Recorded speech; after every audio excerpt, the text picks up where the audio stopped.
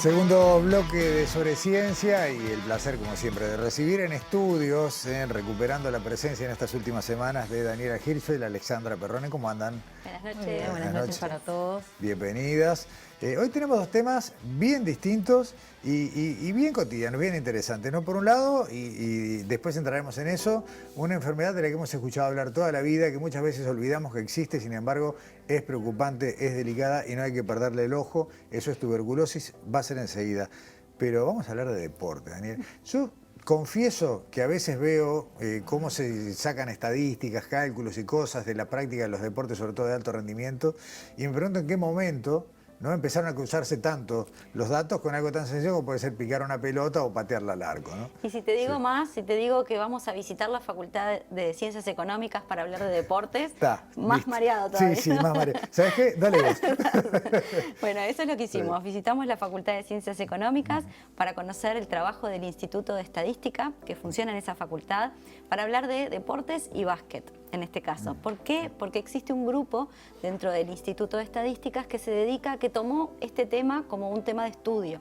Entonces recordemos lo que es la estadística, ¿no? Que es una ciencia que toma datos crudos de una actividad o de un evento o de una situación, los modela, los procesa y los transforma en datos que son útiles, ¿no? Que son evidencia científica o que pueden permitir la toma de decisiones. Se transforma un grupo de datos en información. Exactamente. Perfecto. Entonces, bueno, sobre eso, sobre esa idea, este grupo de investigadores decidió tomar el básquet. En particular, el campeonato de la Liga Uruguaya 2019-2020, ¿no? Y bueno, y analizaron un montón de tiros que ellos nos van a contar. Con los que conversamos son Ignacio Álvarez y Andrés Sosa, que son parte de este grupo de estadística del deporte del Instituto de Estadística. Especial. Vemos la primera parte del informe.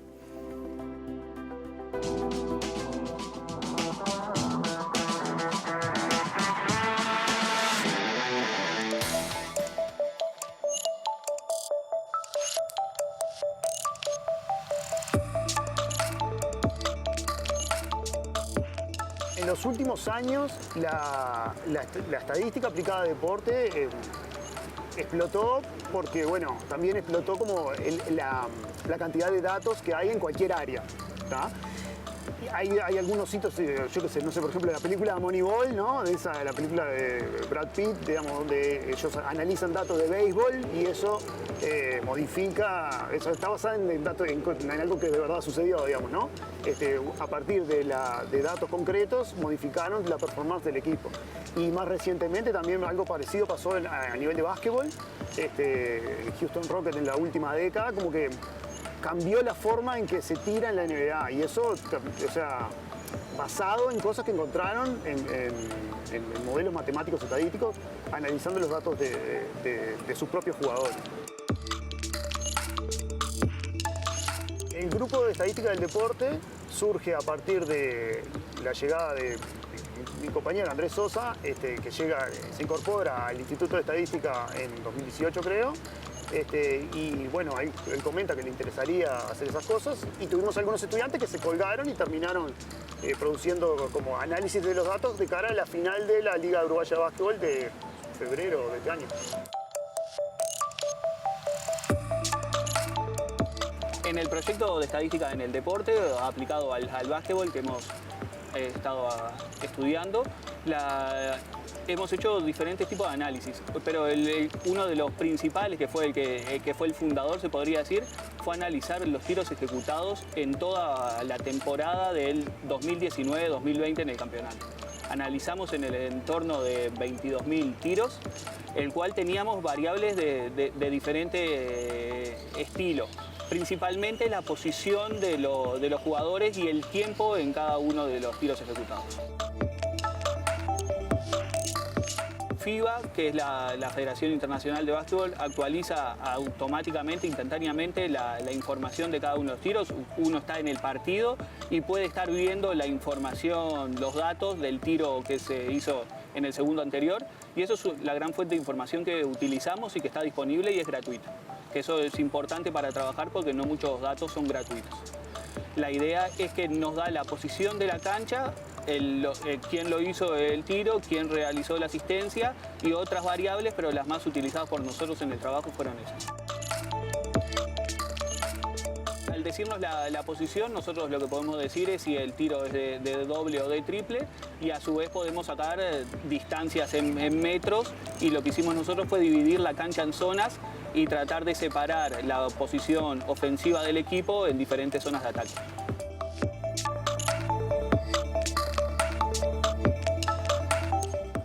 Bueno, Daniela, hasta ahí como una presentación del tema, ¿no? Ahora me quedé con el numerito, 22.000 tiros. 22.000 tiros analizaron y un montón de variables.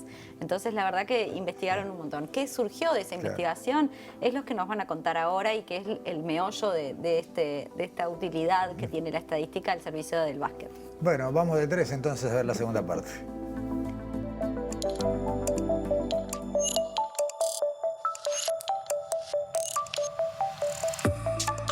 El análisis lo hicimos en 2 temporadas. En la primera temporada, que fue solo análisis de tiros, los datos más destacados fue Leandro García Morales, por supuesto, tirando de una manera magistral de triple, y algunas zonas de ataque que fueron relevantes, como la zona izquierda del ataque, que es a lo que le corresponde al tirador derecho.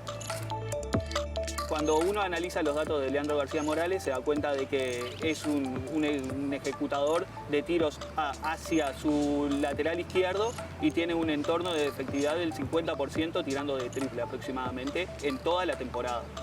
Y en momentos claves de partido, que son los últimos 5 minutos, tiene una eficiencia mucho mayor. Cuando uno compara con el promedio general de la liga, en esas zonas un jugador promedio tira en el entorno de 39% y Leandro García Morales tira un 15% más aproximadamente.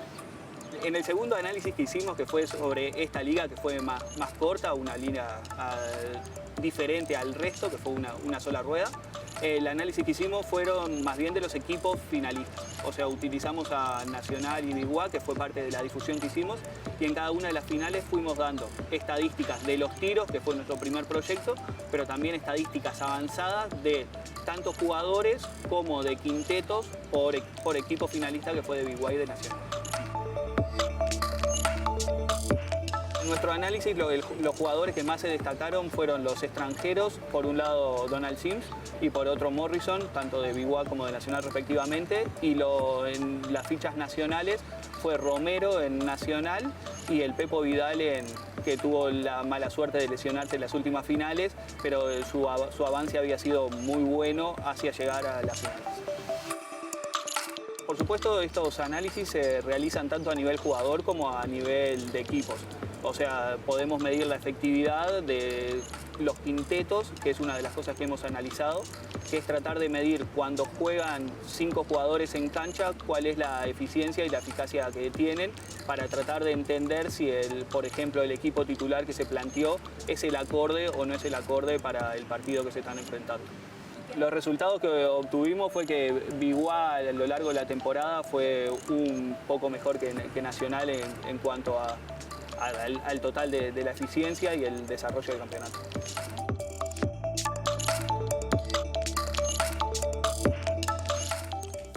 Bueno, es otra manera de mirar el deporte, ¿no? O sea, uno asocia algún tipo de estadística con el básquetbol, pero nunca con este grado de definición y con, no, como decía, ¿no? Si tira desde el perfil izquierdo, ¿no? O hacia su izquierda, tiene más eficiencia, o en qué momento del partido la tiene. Es algo natural quizás en otros países, claro, pero en Uruguay todavía es algo que está en pañales.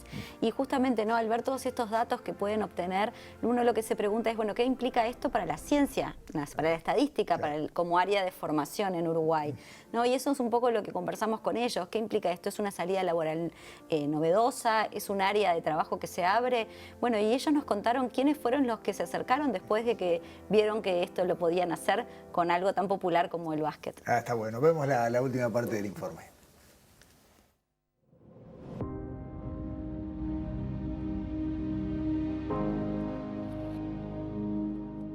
Nosotros con Andrés, básicamente lo que hicimos fue generar seminarios académicos adentro de los institutos, y luego los estudiantes que participaron en el equipo y se colgaron con el asunto, hicieron un grupo de Twitter, y cuando llegó la final de la Liga Uruguaya de Básquetbol empezaron a tuitear los análisis, y eso fue mucho mejor, digamos. A partir de lo que hicimos, sobre todo de la difusión que hicieron los estudiantes de cara a las finales, ¿no? Ahí se fue el momento de mayor difusión. ahí tuvimos algún contacto de algunos técnicos o de gente vinculada a distintos cuadros de básquetbol, de la Liga Uruguaya de Básquetbol. Hay algunos dirigentes de los equipos que preguntaron qué podemos hacer y qué no, y cómo se pueden ver los distintos análisis que vamos haciendo. Nos contactaron también de casa de apuestas. Ahí lo que fue nos ofrecieron, nos mandaron a difundir ofertas laborales vinculadas a esto. Y por ahí fue la cosa. Claramente yo creo que puede ser una salida laboral, la estadística hoy es una salida laboral clara porque hoy todo el mundo está analizando datos y saber analizar datos es muy importante. En particular en deporte también, incluso en Uruguay, la verdad que a mí me sorprende, pero están habiendo incluso a nivel de empresas que analizan datos, sobre todo de fútbol, que es lo que más plata mueve en el Uruguay, pero también casas de apuestas y otro tipo de empresas que utilizan datos específicamente para deporte. Nuestros objetivos son específicamente académicos, pero somos conscientes de que podemos tener una mayor cantidad de análisis y de estudios que les pueden servir a los dirigentes, cuerpos técnicos y equipos de básquet. Pero sabemos que los estudiantes que tenemos que están participando están muy interesados de poder ingresar en ese campo laboral.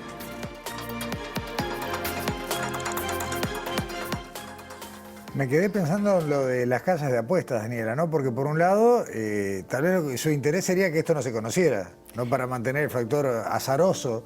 O que se conozca, pero se pueda manipular, ¿no? Claro, se está pueda bien, conocer con determinadas condiciones. Exactamente. Creo que esto es lo que este tipo de trabajos demuestra cómo la ciencia está en todo lo que nos rodea, que es un poco el espíritu de sobreciencia, mostrar, ¿no? Cómo la ciencia se vincula con las cuestiones cotidianas y cómo ese conocimiento puede ayudarnos a entender el mundo, ¿no? Y para los fanáticos del básquetbol también es muy interesante también poder hacer estas mediciones. Exacto, ¿no? Y transformar en datos lo que, bueno, para uno sentado delante del televisor o en el lugar de juego es otra cosa, ¿no? Bueno, gracias, Daniel.